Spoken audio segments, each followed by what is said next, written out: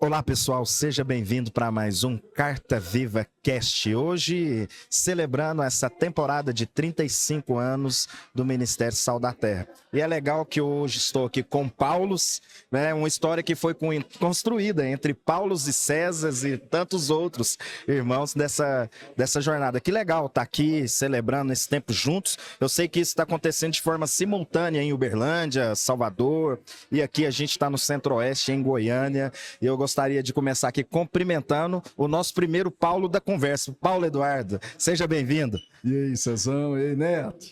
Estamos felizes demais de estar aqui com vocês, compartilhando um pouco do nosso testemunho, nesse bate-papo, aquilo que Deus tem falado aos nossos corações e celebrando esses 35 anos de Ministério Sal da Terra, que 20 anos nós estamos nisso, né, César? É isso aí. Desde a julho de gente 2005. 20, talvez o Neto, antes Acho de que todas antes as dos 35. coisas. Rapaz, eu já nasci nisso. É isso aí, Netão tá aí com a gente, que alegria, meu irmão. Tá aí, fala um pouquinho aí pra nós de você, cumprimenta esse pessoal maravilhoso que está aqui nos assistindo, ouvindo, de repente, dentro de um carro. Eu não sei onde você vai ouvir isso aí, mas eu tenho certeza que de alguma certa forma que fosse compartilhado aqui vai afetar os nossos corações, vai contribuir de alguma forma, né? Valeu, Cezinha. Sempre uma alegria esses encontros, né? Cezinha, Paulão e a família toda reunida aí, essas conferências e nessa ocasião aqui em especial celebrando aí os 35 anos, é uma oportunidade de reencontrar os nossos irmãos, reencontrar a história, né? Que vem sendo escrita aí ao longo dessa caminhada de ministério, de plantação de igreja. Então, pra gente que saiu de Uberlândia principalmente, é sempre uma alegria esses momentos, porque é onde a gente reencontra amigos, irmãos de longas datas, de caminhada. E a gente está muito alegre podendo compartilhar aqui nesse podcast aí para registrar esse momento. E isso eu tenho certeza que vai gerar frutos aí por onde for que as pessoas ouvirem, seja rádio, YouTube, enfim, redes sociais. É, excelente. Lembrando para você que está aqui nos assistindo, que também está acontecendo, como foi dito em outros lugares, e você vai ver outros episódios. Então a Carol que está lá, abraço para você, Carol, e ela que está com a gente, né, gravando isso, e vai ser muito legal.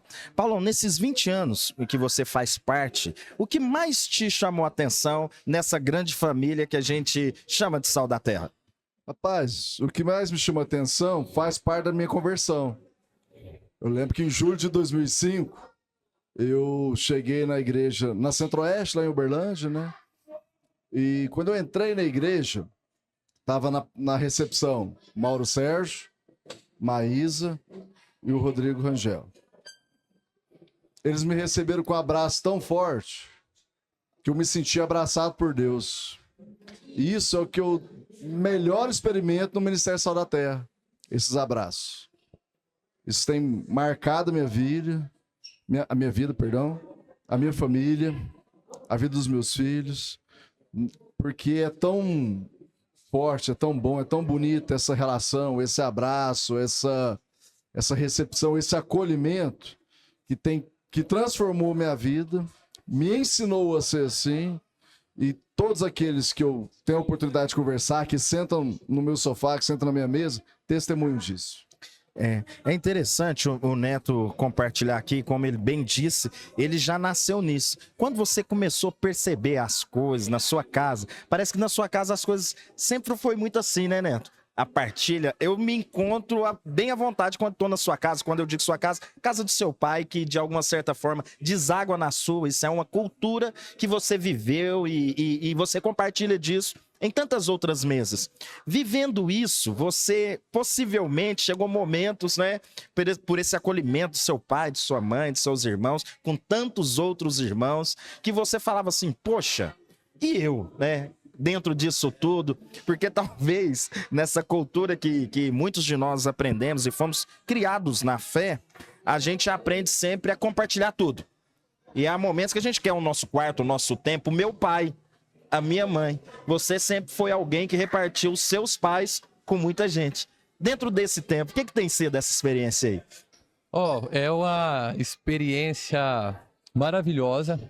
Primeiro, eu concordo com o Paulão que uma das graças, né, do nosso ministério é esse ministério família. né? É onde as pessoas transmitem, abraçam, acolhem, repartem. E eu acho que essa tem sido uma grande marca do Ministério Sal da Terra como um todo. Estou até aqui em frente a esse painel aqui, estou vendo ali a tia Nina, que foi a minha professora na escolinha Sal da Terra. Então, o Ministério Sal da Terra, ele sempre teve nome de pessoas, sempre teve mesas de pessoas, de casas, de família. E eu acho que esse é um grande legado que a nossa geração, inclusive, tem a responsabilidade de continuar transmitindo para as próximas gerações. Então, para quem conhece a casa dos meus pais, sabe que raramente lá se encontra uma porta fechada. Sim. E eu estou falando de modo literal. Você chega lá na casa dele, a porta está escancarada. Isso é tão forte que na minha casa eu faço isso. Né? As pessoas muitas vezes ficam... Como que você deixa a porta da sua casa aberta? O povo está passando ali na rua, vendo aqui dentro da sala. Mas isso é a igreja, eu acredito. A igreja ela precisa ser esse lugar onde as pessoas que passam na rua, encontram uma mesa e um lugar na mesa para se assentar. Então, lá na minha casa, de forma geográfica mesmo, quando eu sentado na mesa do almoço, eu vejo as pessoas que estão passando lá na rua no horário de almoço. E eu acho que a gente precisa trabalhar, empreender, desenvolver uma família para que a comunidade que nos cerca encontre essa casa. Uma casa que está sempre de portas abertas e que tem uma mesa com lugar sempre disponível para você sentar nessa família. E é legal, né, Neto? Assim, você vai falando da casa, da família, e o Neto, que é casado, o pai, a gente entrou aqui e não falou. Conta um pouquinho para nós. Você está casado há quantos anos mesmo já? Já tem 2 filhos? Estamos aí há 7 anos casados, parece que foi ontem. Tá? Tô vivendo em lua de mel ainda. 2 bebês em casa, eu tenho a Luísa de 1 ano e 3 meses e o Álvaro Isso com muda 3 o meses. de mel um pouco. Mas estamos trabalhando ali para continuar nesse ambiente ali de alegria, de refrigério.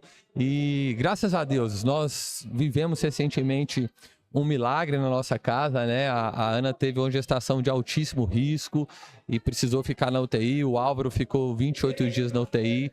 Mas graças a Deus, tudo tem sido apenas um testemunho que Deus tem gerado através da nossa casa para continuar edificando essa família, né? E você me perguntou anteriormente sobre como que eu dividia isso ou entendia esse repartir, né? E agora, sendo pai, eu falo até que eu tenho aprendido a ser filho. Porque por muito tempo eu já questionei a ausência do meu pai. Falei, pai, como é que você não está aqui comigo numa situação especial e você está lá com um irmão em outra cidade, você está ali cuidando de uma igreja e tudo, e muitas vezes não estando aqui presente comigo. Mas se tem algo que eu quero deixar de testemunho para os meus filhos, é que eles têm uma família. E meu pai sempre falou assim, você tem que entender que eles são tão irmãos, tão filhos quanto você. E quando a gente entende isso, a gente sabe que qualquer lugar que a gente chegar e encontrar esse povo, você não está encontrando um CPF, você não está encontrando um algoritmo, você está encontrando parte da sua família. Então é esse legado que eu quero deixar para os meus filhos. Agora, sendo pai, eu tenho aprendido sobre a responsabilidade, né, de formar esse caráter neles também, para que eles encontrem em mim esse pai, esse homem sempre disposto a apresentar para eles a família que ele já tem. E é legal isso porque isso é uma cultura para nós. Isso forma, isso se traduz através de nós. E isso não tão simplesmente, não é uma geografia, não é uma cor da pele, não é um tamanho, mas é o coração do irmão. E aqui a gente tem uma missão comum, né? E falando aqui, eu quero trazer também para essa conversa a Missão África, que tanto você, o Paulo Eduardo, quanto tá aqui o Paulo Neto, faz parte disso. E é interessante porque a gente anda tão distante, para atender um povo, para adotar um povo, para estar junto com a família. Fala um pouquinho para nós sobre o Missão África, como vocês se encontraram nisso, alguma história que foi bacana lá, que você acha que foi marcante, vocês compartilharam isso juntos. Vou pedir pro Neto começar.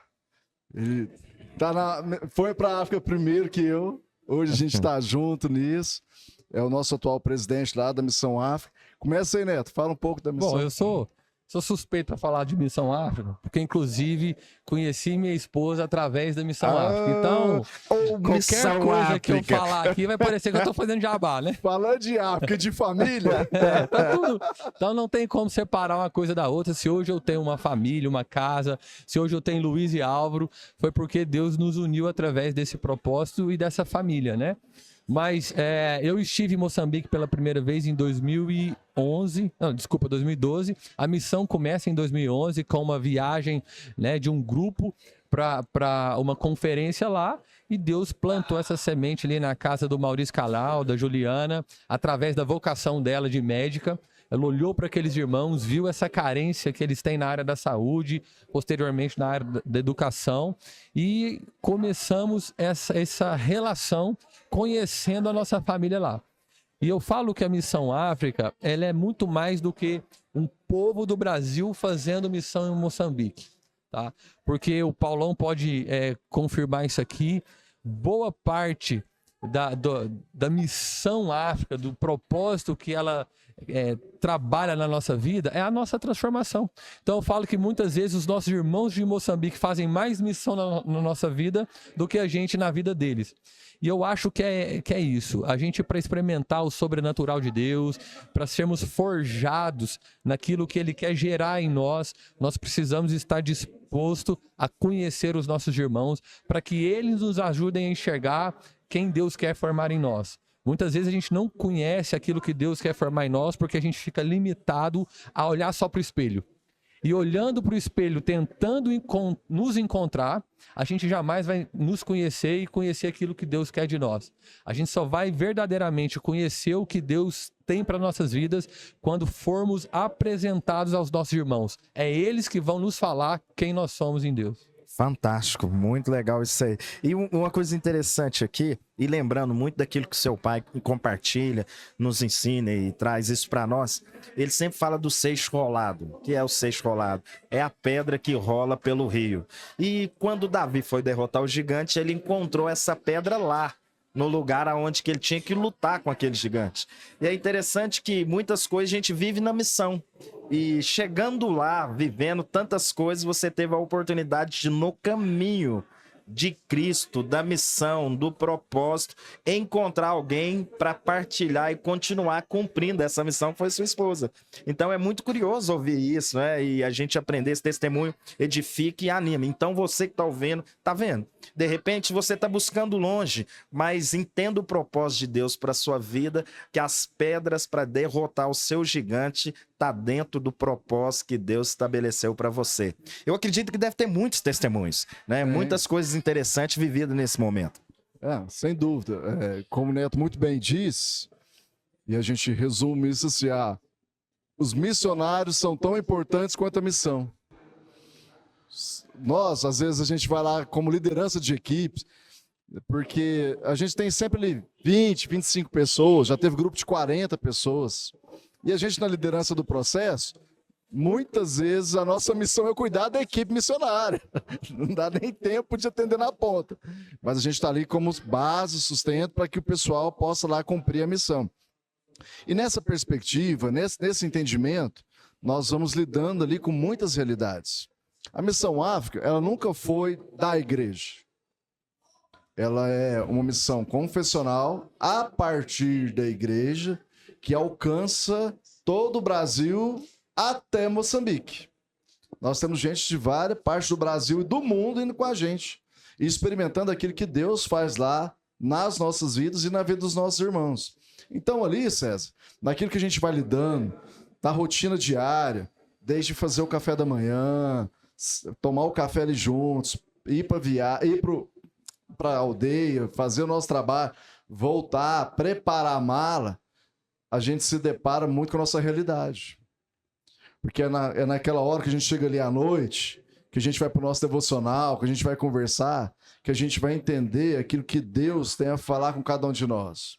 E aí tem umas coisas que a gente sabe muito bem, que a gente pode ficar aqui o programa inteiro falando, a gente não vai conseguir explicar. Porque são experiências profundas com o Espírito Santo.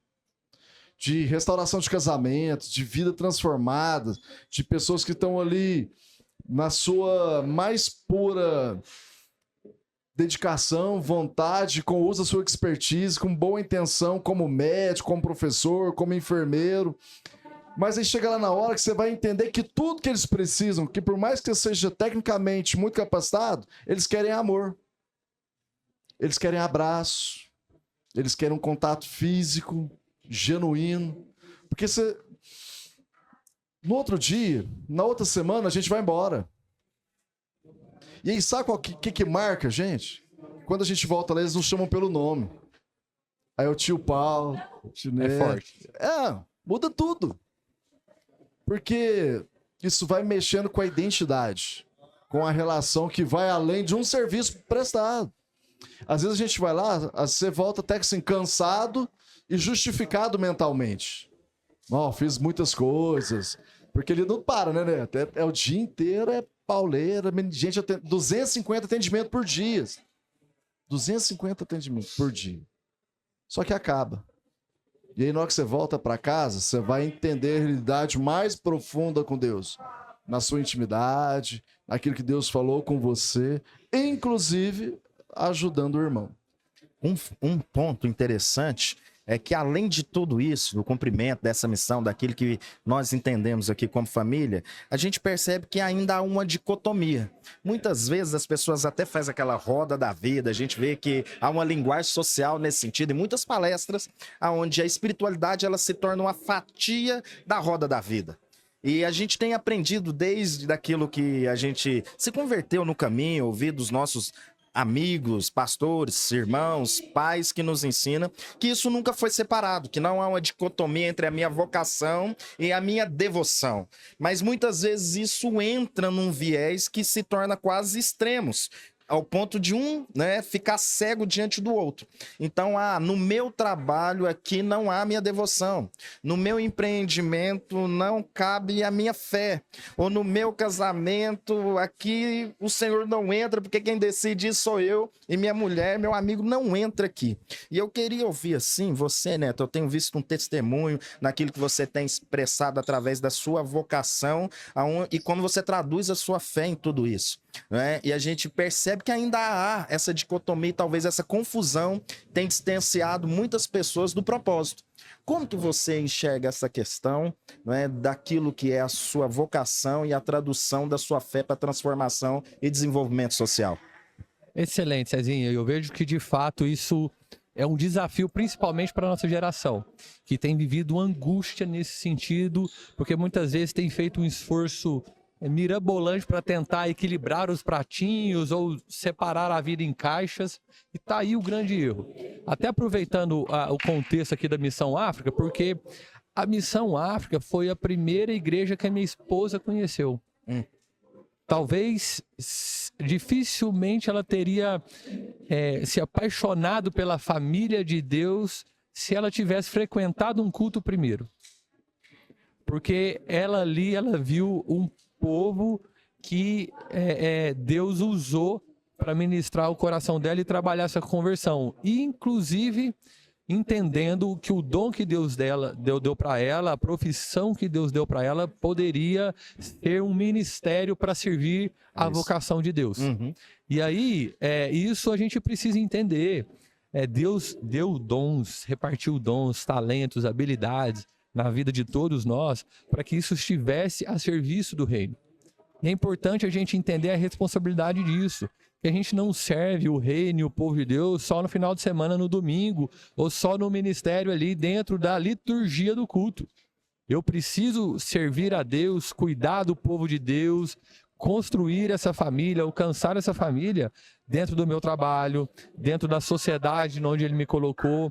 E isso traz para nós essa convicção. Porque eu sei que existe uma crise muitas vezes, fala assim, eu estou em falta com Deus. Eu estou em falta com Deus porque eu olho para o louvor e eu não sei cantar. Eu olho para o ministério de intercessão, parece que minha oração não é boa o suficiente para estar lá. Eu não tenho o dom da palavra para subir no púlpito e compartilhar a palavra. Então eu sou um crente, mas estou ali 70%. Porque muitas vezes as pessoas acham que para ela encontrar a plenitude do seu ministério, ela precisa se enquadrar dentro da liturgia, servir de alguma forma ali dentro. E tá tudo bem, a gente sabe o quanto que a igreja, a família tem essa demanda e a gente precisa se colocar à disposição para servir. Mas, principalmente, a minha vida, o meu contexto, a minha agenda, ela precisa estar ocupada do meu propósito e dessa vocação ministerial. Então, eu como empresário, e eu tive essa crise por muito tempo, porque desde que eu me entendo por gente, eu escuto aquele bordão. Filho de peixe, peixinho é. Que dia que você vai virar pastor? Que dia que você vai assumir o lugar de seu pai como pastor? Tá chegando a hora, tá chegando a... E eu falava assim, gente, mas parece que não é por aí o caminho. Até o dia que Deus me trouxe essa paz. Falou assim, Paulo Neto, você está pastoreando num lugar que seu pai jamais dá conta de pastorear. Então, cumpra o seu papel ali. Eu estou te levando para cuidar de um povo que o seu pai não foi cuidar. Que às vezes a igreja não está dando conta de penetrar como instituição, né, com a liturgia. E eu te dei estratégias, te dei ferramenta, porque esse povo precisa ser cuidado. Isso foi libertador para mim. Agora, isso não me isenta da responsabilidade do corpo, da família, da liturgia, enfim. Eu acho que a gente entende isso. E quanto mais eu vou lá fora, faço esse trabalho missionário de alcançar esse povo, mais eu entendo a responsabilidade de cuidar da família, da casa do pai, porque esse povo precisa ter uma casa para se encontrar, para ter comunhão. A gente sabe que não há o ambiente para viver a plenitude do evangelho se não houver um ambiente da comunhão. Então a gente precisa estar empenhado em trabalhar por isso também.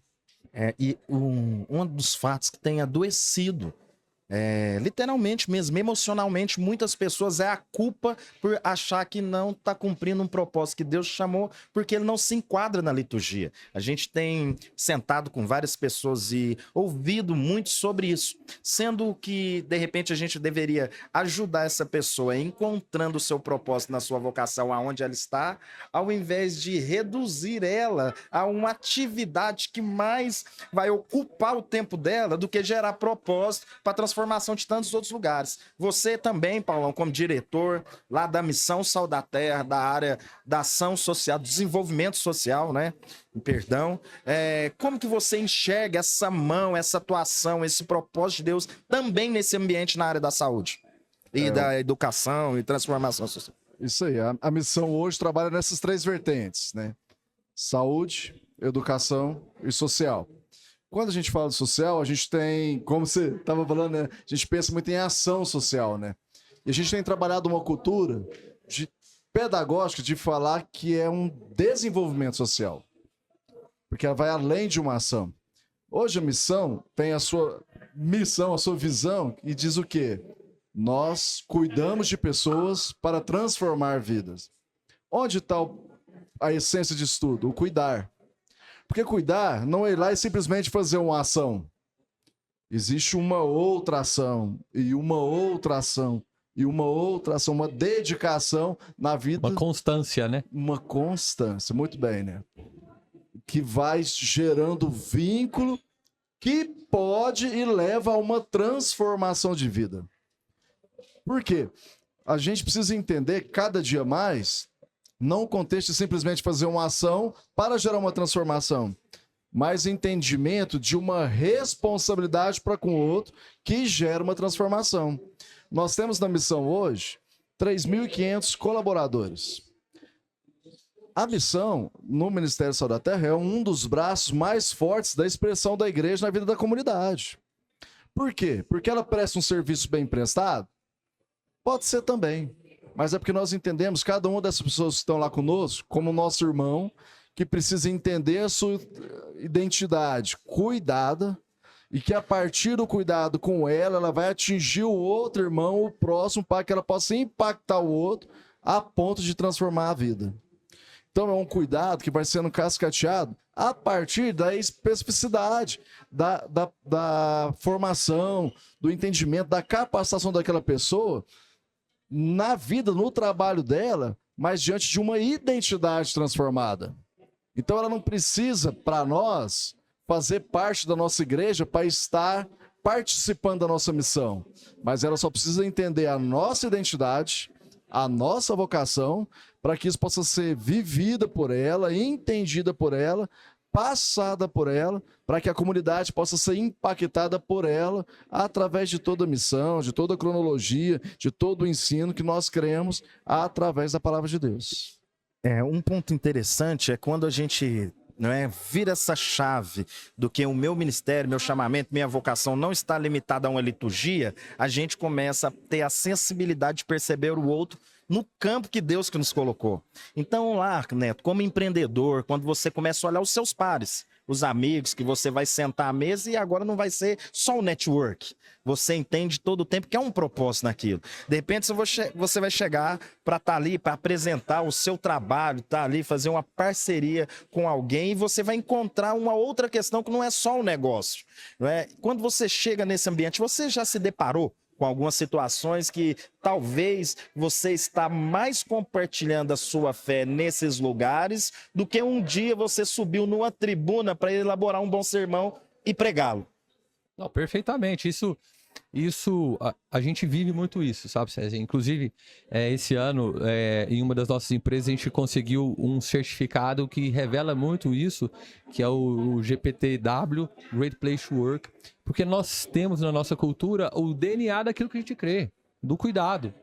Não tem como eu falar que eu sou um empreendedor, um empresário bem-sucedido, se o povo que está ali trabalhando junto comigo de segunda a sexta tem sofrido, tem padecido, tem dores que eu tô vendo, tô percebendo e não estou lá sendo a provisão, a ajuda, o curativo para aquilo ali.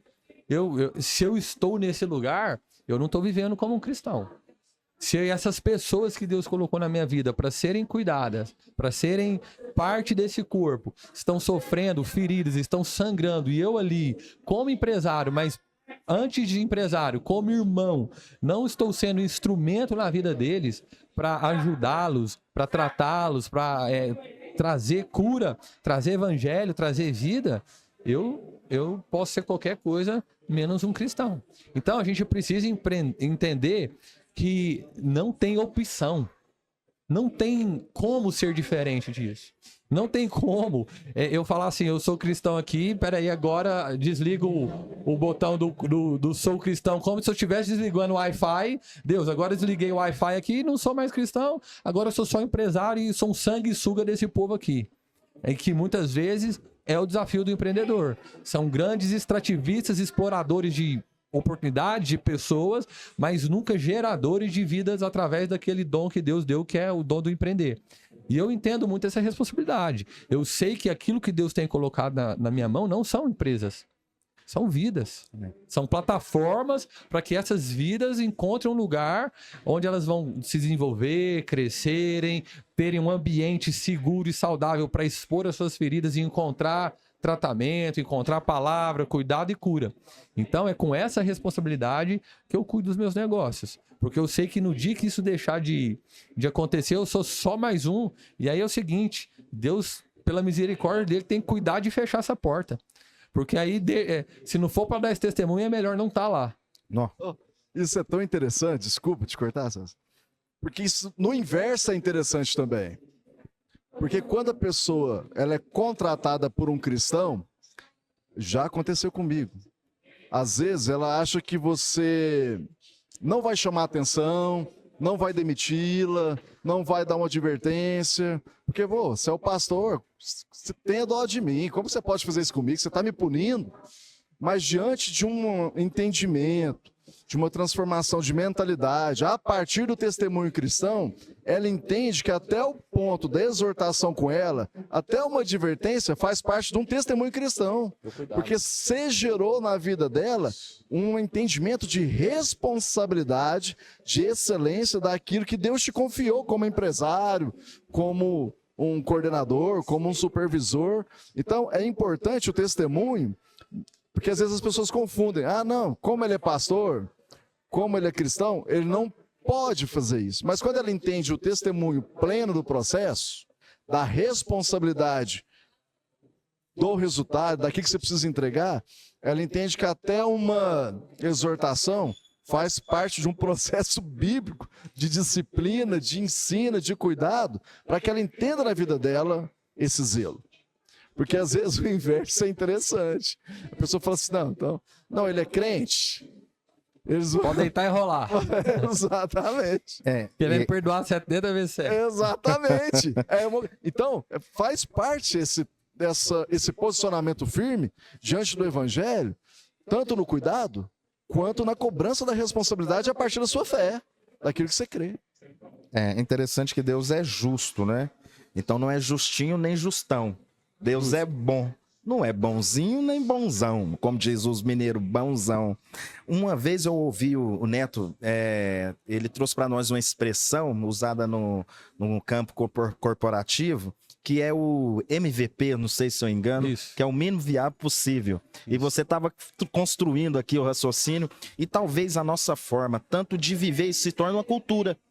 Porque eu vou usar essa cultura na minha casa, no meu relacionamento com os meus filhos, com a minha esposa, com os meus amigos, com a minha empresa, com a minha igreja, nos lugares, porque isso vai formando uma cultura MVP, uma cultura onde eu faço o mínimo e quero obter o máximo de resultado lá no meu casamento. Perfeito. Esse é um termo muito comum no empreendedorismo, que é uma metodologia para você validar ali ideias numa fase embrionária, né? O mínimo viável produto ou o mínimo viável possível. E o que acontece principalmente dentro da nossa cultura aqui do brasileiro? O brasileiro, ele tem um DNA, uma herança, né? Que a gente precisa, inclusive, trabalhar para mudar e transformar isso, que é uma mentalidade extrativista. O brasileiro talvez seja uma das únicas nacionalidades que carrega o nome de uma atividade extrativista, explorador de pau-brasil. Então, isso está muito enraizado em nós. A gente tende a olhar para todas as coisas e explorar oportunidades, explorar pessoas, explorar muitas vezes até a igreja.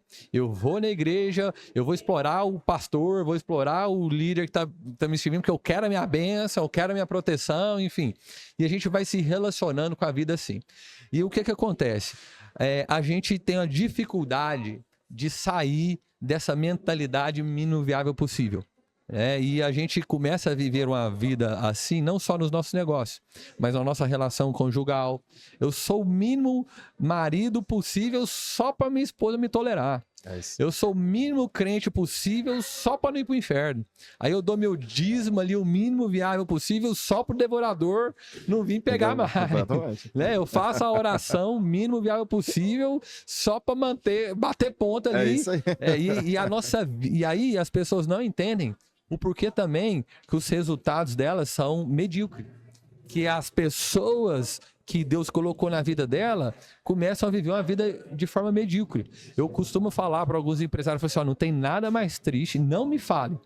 Se você vier para mim falar que você tem uma pessoa que trabalha há 20, 30 anos com você e ela está no mesmo lugar, ela está do mesmo jeito de como ela chegou, eu vou te falar, você é um incompetente.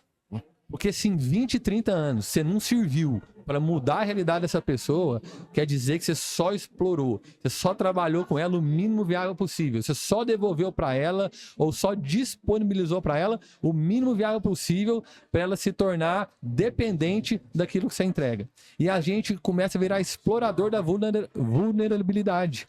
Porque a gente sabe que a pessoa precisa para comer, que dificilmente ela vai abrir mão daquele mínimo viável possível, porque está difícil, e segura 10, 15, 20, 30 anos a pessoa ganhando o mínimo viável possível, desfrutando do mínimo viável possível só porque ela está numa empresa medíocre, diante de um patrão medíocre. Então a gente precisa entender que filho de Deus não é filho de mediocridade. Ele tem um DNA de reino. A gente não tem DNA de império, a gente não tem DNA de nenhuma outra coisa que não revele essa grandeza. Essa grandeza de quem não tem medo de entregar, porque sabe que de onde vem, nunca vai faltar. E aí que está a questão. Quem tem medo de repartir é porque não tem convicção do que tem e de onde está vindo. Se a gente tem medo de repartir é porque a gente acha que a gente está repartindo é o que o nosso braço está produzindo. E não o que Deus depositou na nossa vida. Então eu não reparto nada que eu produzi. Eu reparto aquilo que Deus tem depositado na minha vida e a fonte é infinita, é inesgotável. Então não tem que ter medo dessa entrega, desse partir. Isso é fantástico, porque talvez, Paulão, a gente não vai conseguir isso só com as nossas reuniões, talvez a gente não vai conseguir isso com os nossos cultos. Se a gente não começar a compartilhar essa essência que agora ela flui como um rio, preenchendo a cidade na vida de tantas pessoas, nós não vamos conseguir cumprir essa missão de trazer dignidade para aquele que muitas vezes não vai conhecer a nossa reunião, o nosso culto, mas vai conhecer quem? O nosso coração a partir daquilo que é entregue para ela. Ela vai falar assim, uau, Deus existe e habita no meio de nós, né? Então, muito bom a gente poder aqui partilhar, ter uma conversa. Isso aqui é uma conversa de amigo, é como se a gente estivesse no banco da casa da avó no dia do almoço de domingo. É menino correndo, passando, o pessoal tá aqui dentro celebrando. Faz barulho. Faz Barulho de muito vida, barulho. de água correndo, né? De água represa, correndo. né? De água parada. Exatamente. É de rio correndo. É aquela coisa acontecendo, né? E é isso. A gente está muito alegre de poder ter essa partilha, de estar aqui com o Paulão, de estar aqui com o Neto, ouvindo o quanto Deus tem feito, né? Através da vida deles, da família, da casa. Eu acredito muito naquilo que já foi compartilhado, que nós temos uma responsabilidade com esse legado. Cada dia mais, olhando para a vida desses irmãos, eu me sinto em falta muitas vezes, porque eu creio que a gente tem que conseguir repartir aquilo que a gente recebeu de pessoas que até hoje continuam aí devotando as suas vidas, derretendo a sua vida, como Paulo diz, né? Eu estou sendo derramado como óleo por libação. O povo bom, como óleo de libação ali, e isso tá o quê? Se espalhando, chegando em um lugar e trazendo vida.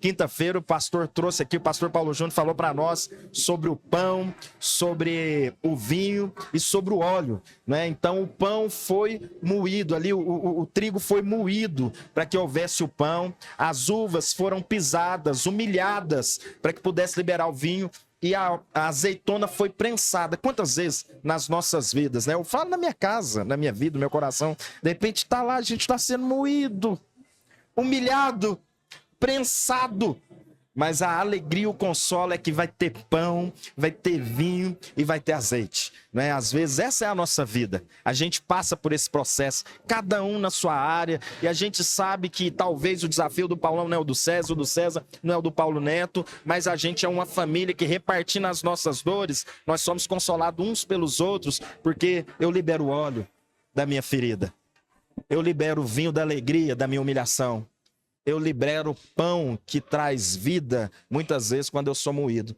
A gente já caminhando aqui para o final, eu queria que vocês pensassem um pouco e deixassem uma mensagem para todos aqueles que estão aqui ouvindo, que ficasse no coração deles, que tivesse uma conexão com esse legado, com esses 35 anos e com aquilo que a gente ainda prospecta. Você olha e fala assim, bom, nós continuamos na missão, nós temos que cumprir esse chamado. Ok? Deixar uma mensagem, às vezes é difícil, porque como a gente vive num contexto de muita informação, então aprendendo com o Neto, do MVP, isso me lembra muito essa frase do menos é mais. Isso muitas vezes chega nas nossas vidas como Reels, né? Um pequeno corte que chega como uma mensagem e a gente pega aquilo como verdade. Aí eu olho para o ministério, para tudo que a gente vai vivendo, não dá para resumir numa mensagem, porque é um contexto de experimentar na vida. Cada dia a gente vai viver uma coisa, então se tem uma mensagem, se tem uma palavra, não sei, se tem um versículo, meu irmão, esteja disposto a pagar a sua conta, a viver a sua vida de acordo com aquilo que é a vontade de Deus para sua vida. Se entregue, viva, lute. Lógico, com muito equilíbrio, com zelo, com entendimento, não por ansiedade, não por uma expectativa mal gerada, mas por convicção. Convicção que você vai viver o melhor que Deus tem para sua vida em todo o tempo. E se esforce para isso. Se esforce para isso. Porque como o Neto disse, que não dá para se poupar. Não dá para se poupar. Mas no final, Deus cuida da gente e vai levar a gente a lugares muito distantes, maiores, e isso não quer dizer que vai ser fácil essa viagem. Mas aproveita o caminho. até chegar nela. Vou usar aqui uma frase que a gente aprendeu lá no Legendário. Né? Desfrute o caminho. Aí, ó, tá vendo? É isso aí. Aproveita o caminho É para isso aí. cumprir aí bem a jornada. É isso aí. Aí, pegando o gancho do Paulão sobre poupar, a gente sabe que qualquer pensamento ou intenção de se poupar, isso é anticristo, isso vem do reino das trevas. Então, se você quer ser parte do corpo de Cristo, você tem que entender que o corpo de Cristo é um corpo que foi açoitado, foi humilhado Uau. e foi crucificado, É isso. mas também que venceu a morte Amém. e ressuscitou glorificado. Então, ser parte do corpo de Cristo é ser parte desse corpo que vai para a cruz, que vai ser humilhado, que vai ser ferido, que vai ser injustiçado, que vai ser questionado, mas que vai vencer a morte e ser glorificado para a honra e glória do Senhor. Então eu vejo que as pessoas elas querem desfrutar do benefício da vida, mas não querem desfrutar do sacrifício da cruz. E isso não tem como. Para ser Cristo, precisa estar disposto a subir na cruz, a pagar o preço e ser testemunho, carta viva daquilo que Deus quer escrever através das nossas vidas. Então, minha mensagem final para você é: seja parte do corpo de Cristo, porque é o único corpo que venceu a morte para a honra e glória do Senhor, e é nesse corpo que nós vamos encontrar a vida eterna, e não há outro caminho senão através de Jesus Cristo. É muito isso. E para nós isso é muito forte. Né? Que estamos aqui com 3 pais de família. E a gente sabe o que a gente está compartilhando custa talvez na vida de um filho nosso. Da vida daqueles que caminham conosco. A hora que a gente olha para os nossos filhos e diz para eles assim: sofre comigo as dores, para que a gente possa carregar juntos a marca do corpo de Cristo. As marcas que Jesus carregou. Paulo olhou para Timóteo e disse: sofre comigo, Timóteo. Olha que coisa curiosa. Às vezes a gente vai oferecer para os nossos filhos, para os nossos amigos, tudo que a gente não quer oferecer é o sofrimento. Mas de repente eu vou olhar para o Neto e falar: Neto, sofre comigo. Eu vou olhar para o Paulo e falar: sofre comigo. Eu vou olhar para minha filha e falar: filha, tá difícil. Não desiste. Mas é o seguinte: sofre comigo as dores do Evangelho de Cristo. A gente tem recebido tanta alegria, tantos testemunhos e tantas dores também partilhadas aqui com os nossos pais da fé, né? Segurando essa onda e sofrendo essas dores. Bom demais, alegria, satisfação tá aqui. Você se ligue lá nos episódios que vai estar rolando nessa temporada de 35 anos do Ministério Sal da Terra. Grande abraço e Deus abençoe.